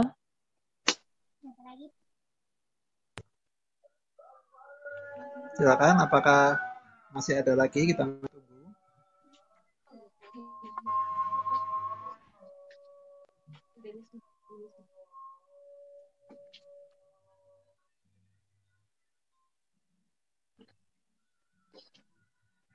Baik, kalau belum ada, mungkin saya serahkan waktunya ke Pak Pendeta. Berdoa syafaat juga, sekaligus doa berkat Pak ya. Oh ya, siap Kak. Baik, terima kasih Kak Stevi. Baik umat-umat Tuhan yang kekasih dalam Yesus Kristus, untuk menutup rangkaian ibadah kita pada sore hari Minggu ini, saya mengundang kita kembali untuk dapat berdoa. Iya, Ibu Risma? Iya. Doakan kesehatan Pendeta ya. Baik, Ibu. Kesehatan saya. Terima kasih. Baik. Apabila masih ada, masih bisa disampaikan? Ya, silakan. Oke, baik. Kalau sudah tidak ada, saya mengundang kita menyatukan hati pikiran kita dalam doa. Tuhan Allah Bapa kami yang bertata tinggi dalam kerajaan surga, pada malam hari ini Tuhan kami kembali bersama-sama sembah sujud ke hadapan Tuhan, mensyukuri segala kasih berkat perlindungan Tuhan dalam kehidupan kami, terutama di sepanjang hari aktivitas kami pada hari ini. Ada yang memuji muliakan nama Tuhan, ada juga yang melakukan aktivitas. Terima kasih Bapa atas perlindungan Tuhan dalam kehidupan kami. Oh Tuhan Allah Bapa kami yang maha kuasa, yang bertata tinggi dalam kerajaan surga, pada malam hari ini Tuhan, kami telah menyelesaikan suatu pembahasan mengenai takdir ya Tuhan. Sesungguhnya Engkau menciptakan manusia begitu sempurna, tanpa ada kekurangan. Tetapi ketika dosa berhasil merusak hati pikiran manusia, dan bahkan merusak ciptaan Tuhan, begitu banyak perubahan yang kami alami. Sekalipun demikian ya Tuhan, Engkau tidak pernah meninggalkan kami di dalam keberdosaan. Bahkan Engkau rela mati di kayu salib sebagai jaminan keselamatan bagi kami. Bapa kami yang di surga, biarlah kiranya Tuhan melalui materi pada saat ini yang dipandu oleh Ketua Martin Raja Guguk, biarlah kiranya Tuhan menyadarkan kami betapa besar kasih cinta Tuhan, betapa luar biasanya pengorbanan Yesus di kayu salib, yang seharusnya bagian kami adalah maut atau kematian. tetapi Engkau datang ke dunia ini untuk menghapuskan kepastian itu, menggantinya dengan harapan. Ketika kami datang menyembah ke hadapan Tuhan, ketika kami menggantungkan kehidupan kami ke tangan Tuhan, ketika kami menghasilkan buah-buah yang berkenan di hadapan Tuhan, Engkau menjamin keselamatan bagi kami. Bahkan Engkau ya Tuhan, yang mengetahui setiap kemampuan kami. Engkau mengetahui kesempatan-kesempatan yang Kau berikan bagi kami. Kami memohon ya Tuhan, kuasa Tuhan melalui Roh Kudus senantiasa mengingatkan kami untuk selalu menyadari bahwa Engkau telah menyelamatkan kami dari dosa. Berkati juga ya Tuhan setiap umat-umat Tuhan yang beribadah pada malam hari ini, supaya kami semakin menyadari ya Tuhan betapa pentingnya kami untuk berusaha menghidupkan kehidupan umat-umat Tuhan yang sudah diselamatkan. Dan pada sore hari ini Tuhan, kami juga membawakan beberapa pokok doa ke hadapan Tuhan.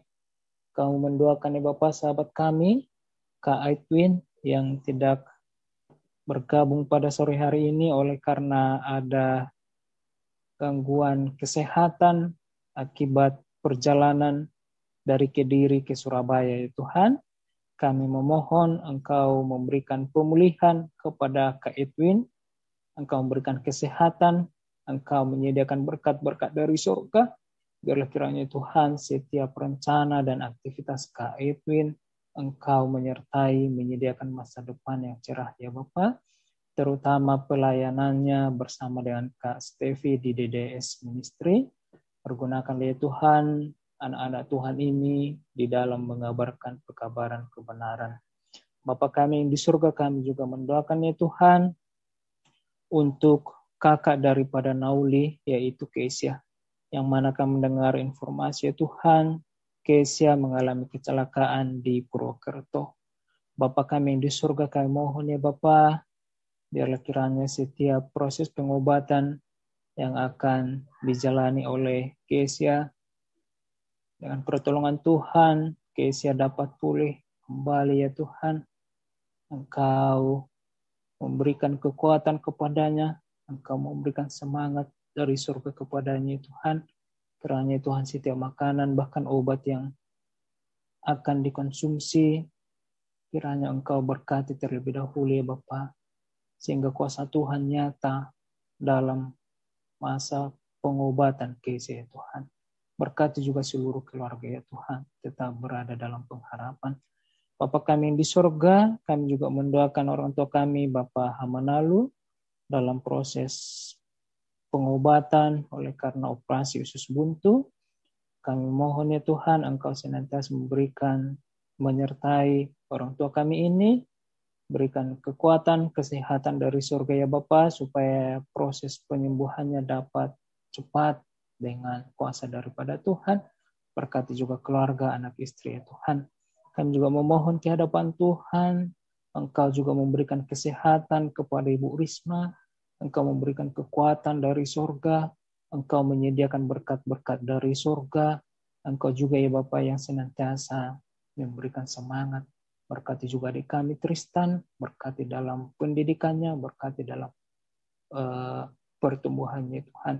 Demikian juga sanak saudari, adik dan kakak daripada Ibu Risma, Engkau juga ya Tuhan yang menjamin kesehatan, yang mencukupi segala kebutuhan mereka.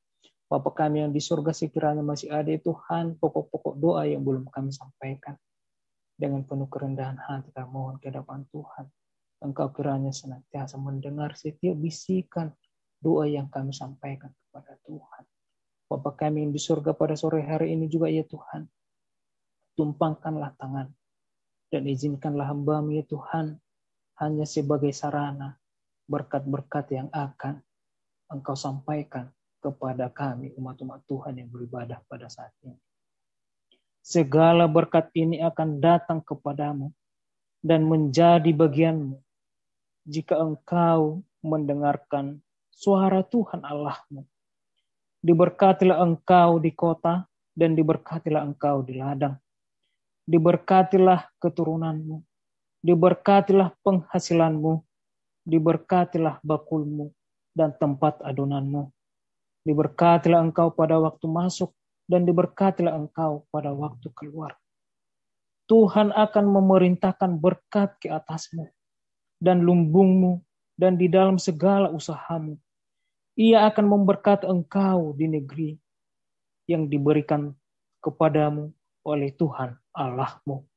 Kasih karunia Allah Bapa, kasih karunia Yesus Kristus, dan persekutuan Roh Kudus yang senantiasa menyertai kita hingga saat ini sampai Maranatha. Terima kasih Tuhan, inilah doa kami. Di dalam nama Yesus kami berdoa. Amin.